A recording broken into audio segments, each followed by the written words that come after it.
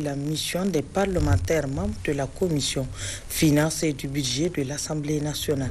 Cette réunion a été présidée par le chef de la mission. Compte rendu Manuel Sido et Habib Bakou.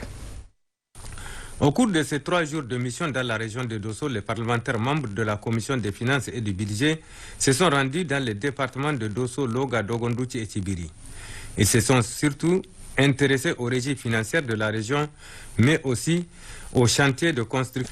Nous sommes intéressés particulièrement sur le niveau d'exécution à mi-parcours du budget de l'État en termes de mobilisation des recettes et relativement aux prévisions qui leur ont été assignées. Chaque année, l'État assigne des prévisions aux régies financières et il faut les comparer par rapport à l'exécution. Au niveau de la trésorerie régionale, nous avons traité des restes à payer, des factures fournisseurs et autres.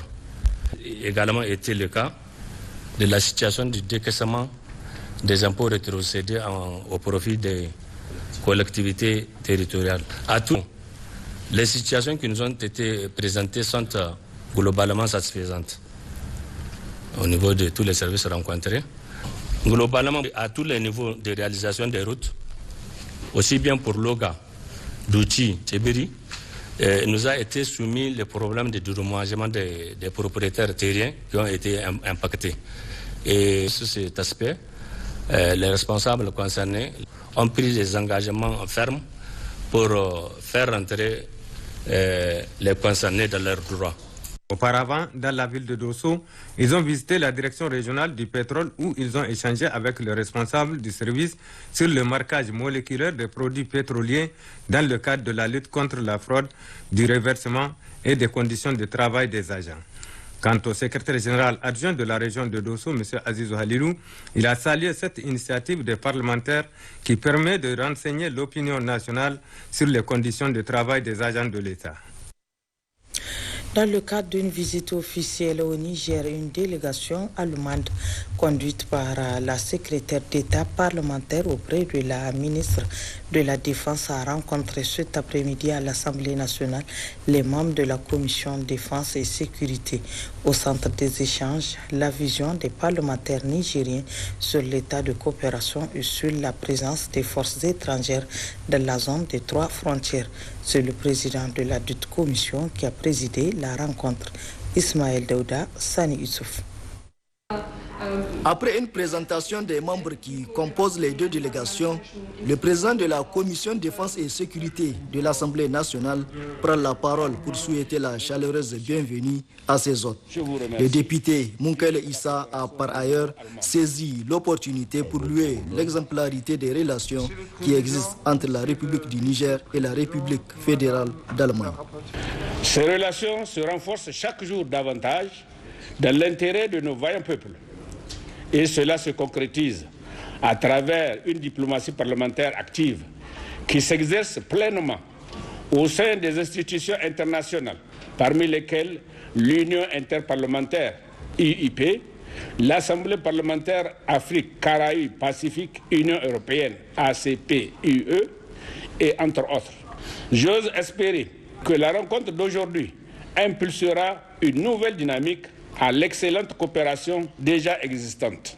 Au président de la commission défense et sécurité de l'Assemblée nationale, Moukele Issa, d'ajouter que cette rencontre va certainement ouvrir d'autres horizons de l'intérêt réciproque des 2 États. Prenant la parole, la secrétaire d'État parlementaire auprès de la ministre de la Défense de la République fédérale d'Allemagne dira qu'elles sont à l'Assemblée nationale pour recueillir les avis des parlementaires nigériens sur l'état de la coopération entre les 2 États et sur la présence des forces des pays amis dans la zone des 3 frontières.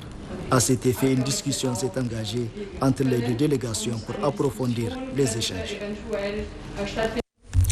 Dans le même cadre de coopération, arrivé à Agadez du ministre de la Défense nationale, Al-Kassoum Indatou, il a assisté à la cérémonie de réception des bâtiments, fruits de la coopération militaire entre le Niger et la République fédérale d'Allemagne. Assadek Al-Gabid et Doudou Souleymane Mamadou.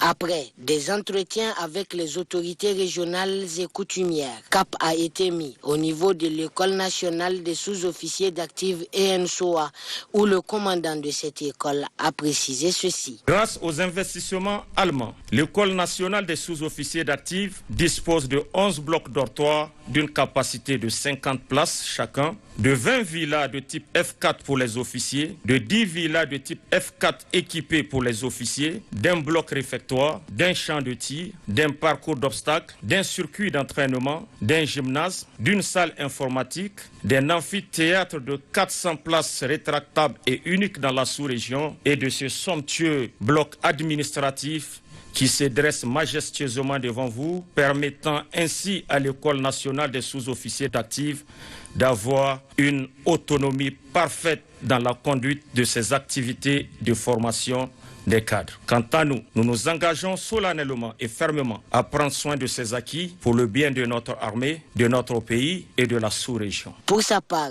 la secrétaire d'État parlementaire de la ministre de la Défense allemande dira par la suite. Le Niger et l'Allemagne sont d'étroits partenaires menant des projets de réforme du secteur de la sécurité, de vastes travaux d'infrastructure, de formation de la police, ainsi que des projets dans l'agriculture et la santé. Pour nous, c'était que quelques-uns des domaines de notre coopération. Je me réjouis d'autant plus de pouvoir inaugurer aujourd'hui avec vous ce grand projet commun, symbole de notre coopération ancrée dans la confiance mutuelle. Le ministre nigérien de la Défense nationale a auparavant signalé à son tour. Je parlerai aussi de cette école où on a un investissement de plus de 5 milliards de francs CFA a été fait par l'Allemagne pour nous permettre de former dans de bonnes conditions les sous-officiers. La formation des sous-officiers est quelque chose d'essentiel pour une armée. C'est le lien entre la hiérarchie et les hommes de rang. Une armée où les sous-officiers n'ont pas été formés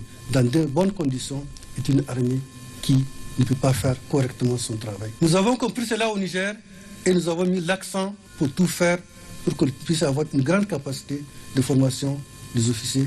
Et grâce à la coopération avec l'Allemagne, nous avons réussi ce pari.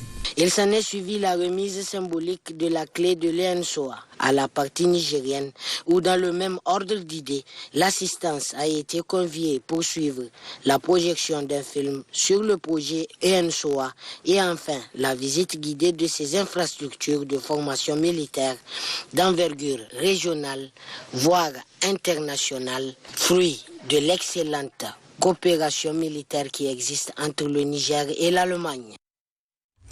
Balayara a abrité hier la réunion départementale de sécurité qui a concerné 5 départements. La cérémonie a été présidée par le gouverneur de la région de Tillabéri, Salamatou Mourmaïga et Moussanouma pour le point. Financée par la haute autorité à la consolidation de la paix HACP, cette réunion des conseils départementaux de sécurité a regroupé les préfets des départements de Bani Bangou, Walam, Abala, Filengue et Balayara, les initiateurs de cette rencontre, avec comme invités les préfets des départements de Douchi et Loga, région de Dosso, et celui de Bagaroua, région de Tawa, avec qui ils partagent les mêmes préoccupations en présence notamment des responsables régionaux et communaux des forces de défense et de sécurité. Plusieurs questions liées aux intérêts vitaux et stratégiques de ces localités ont été débattues, notamment la sécurité, le vol de bétail et la fraude organisée. Le préfet du département de Balayara s'est réjoui du choix porté sur son entité administrative pour abriter cette rencontre avant de souhaiter plein succès aux travaux. Le conseiller de la HACP a salué la tenue de ces conseils départementaux de sécurité. Après une analyse étayée de la situation, il est prévu de faire des recommandations. Et ces recommandations doivent être mises en œuvre. Nous donnons un financement pour que chaque mois, les conseils départementaux de sécurité mettent en œuvre leurs recommandations. Une mission est sur le terrain à la demande du président de la République et du président de la haute autorité pour analyser le fonctionnement de ces CDS afin de voir comment on va travailler pour améliorer la situation. En ouvrant les travaux de cette rencontre, le gouverneur de la région de Tillabéri, Yaya Aruna, a exhorté les participants à s'investir pleinement pour des échanges fructueux. Cette réunion est une série d'échanges entre les responsables locaux, départementaux, pour trouver des solutions communes aux problèmes de sécurité. Si des solutions idoines ont été proposées, je pense que nous allons vers la sécurisation de nos populations, ce qui est un vœu cher à son Excellence le président de la République, Mohamed Bazoum. Après donc une journée d'intenses travaux, plusieurs résolutions et recommandations ont été formulées par les participants. Lancement hier matin à Tawa d'un forum de mobilisation des ressources pour la mise en œuvre du programme Zéro Classe en Payotte dans les écoles primaires et préscolaires de la ville de Tawa. C'était sous l'égide du haut représentant du président de la République, vice-président de la Fondation Issoufou Mahamadou. Détail, Sahabi Oumarou. Le gouvernement de la République du Niger a lancé un vaste programme d'éradication des classes en paillotte dans les écoles primaires et préscolaires d'ici fin 2023. C'est dans ce cadre que le président du conseil de ville de Tawa a initié avec l'appui de la Fondation Issoufou Mahamadou ce forum de mobilisation des ressources pour la mise en œuvre du programme Zéro Classe Paillotte dans la ville de Tawa. Il s'agit à terme de trouver le financement pour remplacer les 655 classes paillotes dans la ville de Tawa. Plusieurs interventions ont marqué cette cérémonie. Tour à tour, le directeur de l'école Koufan Tawa 5 où a lieu la cérémonie, le maire de l'arrondissement communal 2, le représentant de la fédération communale CGDES, le chef de canton de Tawa, le directeur départemental de l'éducation nationale ont tous pris la parole pour saluer et encourager cette initiative du président du conseil de ville de Tawa, Ouh Dodo. Ils ont également remercié les autorités de la 7e République pour avoir initié ce programme Zéro Classe Paillotte et la Fondation Issoufou Mahamadou qui a décidé d'accompagner la ville de Tawa. La réalisation de ce noble objectif qui vise à contribuer à la création d'un meilleur cadre d'enseignement et d'apprentissage dans les écoles primaires et préscolaires de la ville de Tawa ne peut être possible sans le recours de tout un chacun. C'est pourquoi des contributions, des engagements formels sont attendus de tous les acteurs pour la mise en œuvre du programme Zéro Classe en Paillotte en vue d'épargner nos enfants de la mauvaise condition d'études et d'enseignement pour les maîtres. Pour le gouverneur Issa Moussa, tout en saluant cette initiative du président du conseil de ville de Tawa, il a indiqué que cela cadre avec les ambitions du président de la République Bazoum Mohamed et de son gouvernement. En lançant officiellement ce forum, le haut représentant du président de la République, également vice-président de la FIM, a indiqué que cette initiative cadre avec les objectifs de la Fondation Issoufou Mahamadou.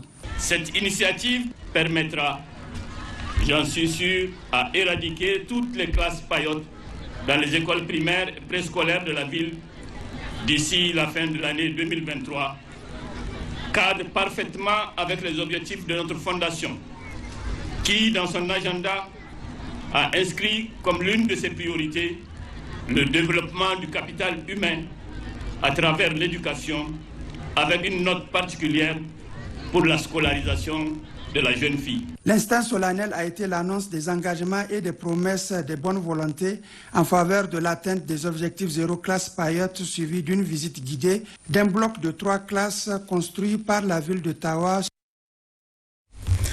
Comme l'exige la Confédération africaine de football CAF, les 2 sélectionneurs des équipes du Niger et du Togo étaient cet après-midi face à la presse. Les 2 techniciens ont tous affiché leurs ambitions pour le compte de la branche retour des dernières phases des éliminatoires du championnat d'Afrique des Nations Algérie 2023.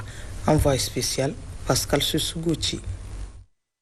Tout est bien clair et précis dans son intervention lors de cette conférence d'avant-match. Doularouna n'est pas passé par 1000 chemins pour afficher ses ambitions. Le seul mot, c'est de gagner afin de décrocher la qualification pour le championnat d'Afrique des Nations, CHAN Algérie 2023. Les objectifs sont clairs, les stratégies ont été posées. Je pense qu'il faut sortir pour livrer véritablement cette bataille afin d'arracher cette qualification. Je pense que on est dans les cordes d'une qualification et nous croyons fermement jusqu'au bout du coup de sifflet de l'arbitre. Je pense qu'on va se battre pour ça, on va se donner les moyens d'aller le chercher pour rétablir l'équilibre et aller éventuellement prendre l'avantage sur cette équipe du Togo. Avec déjà un but d'avance, le sélectionneur togolais, confiant également, essaiera de jouer le tout pour le tout. On ne va pas sous-estimer notre adversaire, au contraire, on va le prendre au sérieux. On va bien se concentrer, se dire qu'on a 90 minutes où on va se battre sur tous les ballons, donner tout ce qu'on a. Parce qu'une finale, ça ne se joue pas, ça se gagne. Donc ça veut dire qu'on est là pour ça. De la Runa jouera son va-tout afin de permettre à l'ensemble du peuple nigérien de rêver, car ayant l'habitude des grands rendez-vous, un rêve qui est bien possible si et seulement si le 11 national met au devant la fibre patriotique. Sur ce, s'achève ce journal. Merci de votre aimable attention. Bonsoir.